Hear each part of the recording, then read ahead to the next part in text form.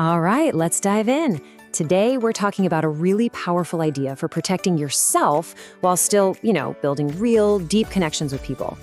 It's this concept called the architecture of strategic silence. It sounds kind of fancy, but what it really boils down to is a crucial skill, knowing when to talk and, maybe more importantly, when to stay quiet. I want you to really let this idea sink in. When you just pour out your entire life story to someone new, it's like you're handing them a detailed map that points to all of your weakest spots.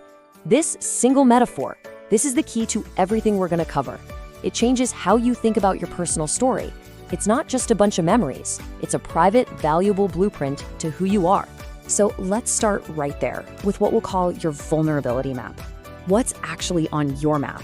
And what is it that you're really trying to protect? Now, this map isn't just a list of your secrets or, embarrassing stories from college. No. It is the entire landscape of you. It's got everything. Your biggest wins, your toughest moments, your hopes, your fears. It's what makes you you. And just like any valuable map, it shows where the treasure is buried, but it also clearly marks where the ground is shaky. Look, sharing this map is how we connect. It's how we build intimacy, and that's a beautiful thing. But it's not without risk. So you got to ask yourself, what happens when your map, this deeply personal thing, falls into the wrong hands? Into the hands of someone who doesn't really have your best interests at heart. And that brings us to the darker side of all this. We'll call it the manipulator's playbook. This is where we break down how the very stories you share to get closer to someone can be twisted and used as weapons to control you. See, for a manipulator, a deep conversation isn't about understanding you. For them, it's just information gathering. They're listening intently, sure, but not with empathy. They are actively scouting your map, looking for those weak spots, not to help you, but to gain leverage they can use down the road. And this is where it gets really dangerous. They aren't just casually listening. They are taking notes. Maybe not literally, but mentally. That offhand comment you made about being anxious at work, they file it away. That story you told about a time you were betrayed, filed away. Every single fear you share becomes a potential weapon for them to pull out later. And make no mistake, this isn't random. It's a process. First, they identify your fears. They listen really, really closely for anything that makes you insecure.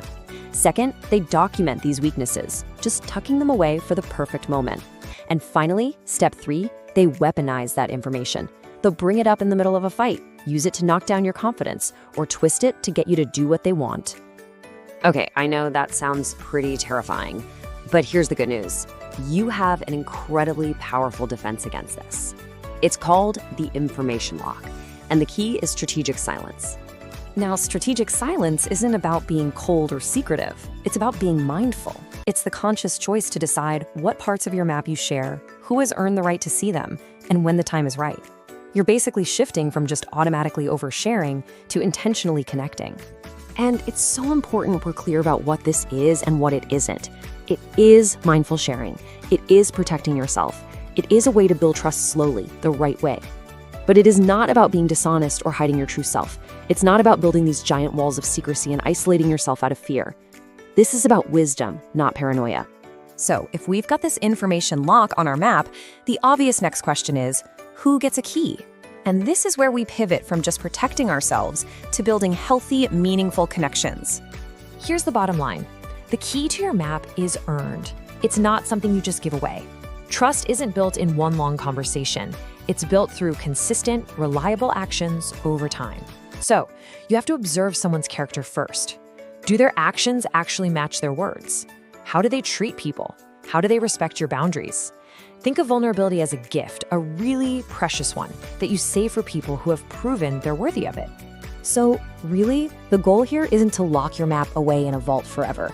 It's about becoming a wise gatekeeper of your own inner world.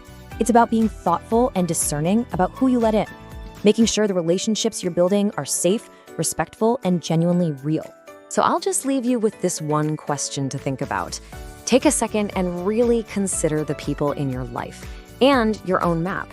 Who among them has truly, through their actions and their character, earned the right to see it? The answer to that question, well, it tells you everything.